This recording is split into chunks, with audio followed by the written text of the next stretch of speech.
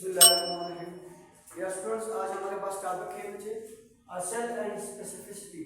Cell and specificity का मतलब होता है हमारी बॉडी में जितने भी सेल हैं वो फंक्शन के लिहाज से स्पेसिफिक होते हैं। क्या होते हैं बच्चे? स्पेसिफिक। लेकिन हमारी बॉडी में अरबों खरबों सेल हैं, लेकिन हर सेल का काम दूसरे सेल से क्या है बच्चे? डिफरेंट है, मुख्तलिफ है। जैसे कि आंखों के अंदर जो सेल होती है उनका काम अलग है, देखना है।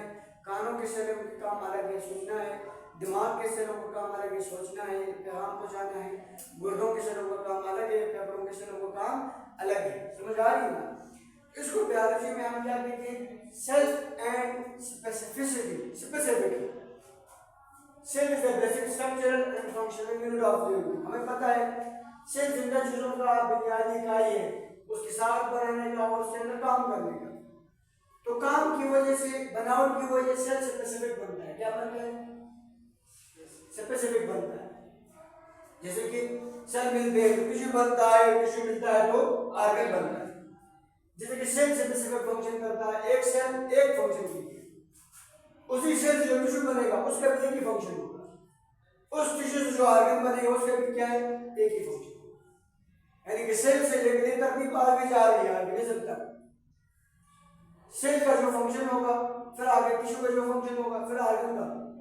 अब देखिए कान का काम अलग है, सुनना है, क्योंकि इसके अंदर टिश्यू का काम अलग है, फिर इनके अंदर सेल का काम अलग है। इसी तरह ब्रेन के जो सेल्स होते हैं या जो दिमाग है उसका काम अलग है, क्योंकि उसके टिश्यू का काम अलग है, क्योंकि उसकी सेल का काम अलग है।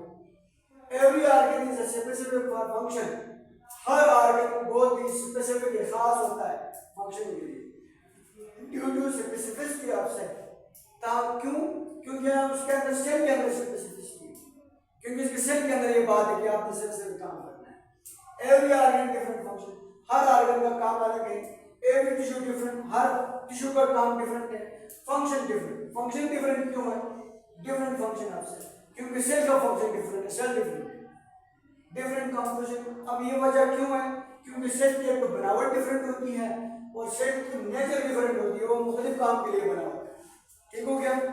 इसी तरह मैंने यहाँ पे एग्जांपल लिखा है नेफ्रॉन। क्या लिखा है बच्चे? नेफ्रॉन। अब नेफ्रॉन हमारे जो किडनी है, हमारे जो गुर्दे होते हैं, उनके सेल्स होते हैं। अब इन गुर्दों के अंदर जो सेल्स होते हैं वो कौन से? नेफ्रॉन। नेफ्रॉन किडनी में पाए जाते हैं, जो ब्लड की फिल्ट्रेशन और यूरिन फॉर्मेशन में मदद देती है। इनका काम ही यही है, खून की सफाई करो, छोटा पेशाब बना, खून की फिल्ट्रेशन करेंगे, खून से पानी जुदा होगा तो ऑटोमेटिक छोटा पेशाब बनेगा, यूरिन बनेगा।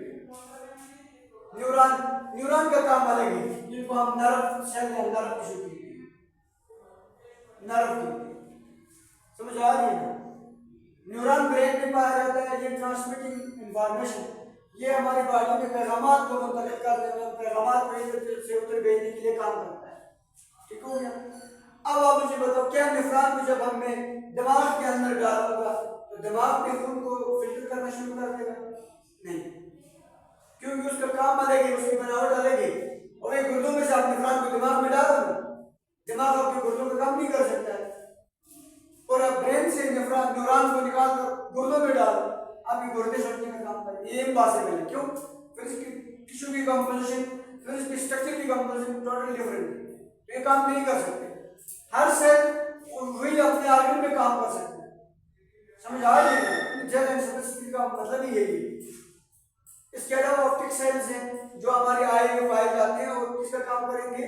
विजन का काम करेंगे, देखने का काम करेंगे। अब आप आंखों के जो ऑप्टिक सेल्स हैं कानों में डालो, आपके कान देखने को लगते हैं, ये इम्पॉसिबल है। क्यों? सेल जो है ना, ये स्पेसिफिक पोजीशन में, स्पेसिफिक टिश्यू के अंदर, स्पेसिफिक ऑर्गन के अंदर काम करते हैं। इसके अलावा मायोजेनिक सेल जो हमारे हार्ट में पाए जाते हैं, ब्लड को पंप करते हैं।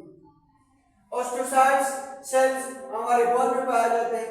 हेपेटोसाइट सेल हमारे लिवर में पाए जाते हैं। मेरिस्टेमेटिक सेल्स होते हैं, ये प्लांट के अंदर पाए जाते हैं, ये प्लांट की ग्रोथ में मदद देते हैं। ठीक हो गया? उसके बाद हमारे पास टॉपिक है बच्चे ट्रांसपोर्ट ऑफ सब्सटेंस किधर? In and out of cell.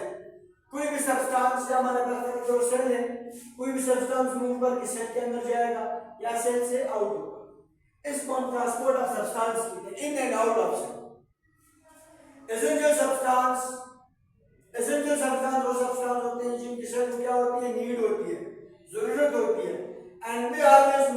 और हमेशा किसी तरफ जाएंगे, सेल की तरफ जाएंगे, सेल के अंदर दाखिल होंगे। And the waste substance do not leave, जो वेस्ट सब्सटेंस है वो सेल को उनकी नहीं होती है, and they always move out, वो हमेशा सेल से मूव आउट करते हैं, सेल से बाहर निकलते हैं। अब इस सेल के अंदर किसी चीज का जाना या सेल से किसी चीज का बाहर आने के लिए एक स्पेशल ट्रांसपोर्ट सिस्टम होता है, ट्रांसपोर्ट का फिनोमेना है, मैकेनिज्म है, the system through which essential substance move from one place to another place. यानी कि ट्रांसपोर्ट सिस्टम जो होता है, चाहे वो एनिमल है या प्लांट है, यानी कि लिविंग थिंग्स के अंदर, इसका काम होता है किसी चीज को सेल के एक जगह से या बॉडी के एक हिस्से से दूसरे हिस्से तक मुंतकिल करना। जैसे कि हम खुराक खाते हैं, जबान के जरिए खाते हैं ना, अब वो खुराक कैसे हमारे पाँव तक जाती है, ब्रेन तक जाती है। सर में दर्द होता है, टेबलेट हम मुंह में डालते हैं या सर के ऊपर रखते हैं, हाँ? सर में दर्द है, टेबलेट हम मुंह में डालते हैं या सर के ऊपर रखते हैं, मुंह के जरिए खाते हैं ना। अब कैसे वो मुंह के जरिए हम खाते हैं, मेरे में जाती है, हजम और दिमाग में पहुंचती है, ये ट्रांसपोर्ट सिस्टम की वजह से। किसकी वजह से? पाँव में दर्द है, टेबलेट हम पाँव के ऊपर रखते हैं, क्या करते हैं? मुंह के जरिए। हाथ पाँव थक जाते हैं, क्या खुराक हम हाथों के अंदर खुराक रखते हैं, क्या करते हैं? खाते हैं, वो हाथों तक पहुंचती है, ट्रांसपोर्ट सिस्टम बहुत खुराक पहुंचाता है। तो हमारी बॉडी के अंदर एलिमेंट की जो भी है उसके अंदर चीजें ट्रांसपोर्ट या इलेक्ट्रो ट्रांसपोर्ट के जरिए होंगी या तो पैसों के जरिए। इलेक्ट्रो ट्रांसपोर्ट में जब कोई चीज एक जगह से दूसरी जगह जाएगी तो इधर से खर्च करके जाएगी, पैसों में बगैर इधर से खर्च किए। इंशाल्लाह हमारा कल खत्म करते हैं। कुछ क्वेश्चन है?